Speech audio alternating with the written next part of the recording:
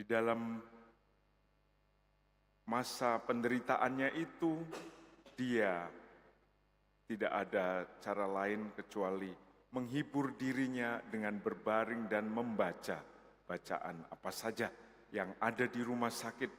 dan dia diberi buku bacaan, satu tentang para kudus dan satu adalah tentang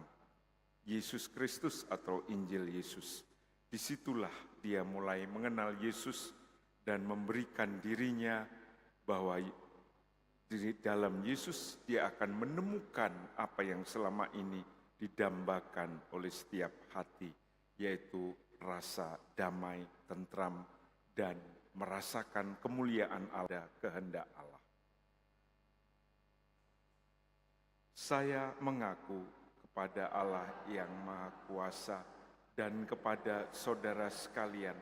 bahwa saya telah berdosa dengan pikiran dan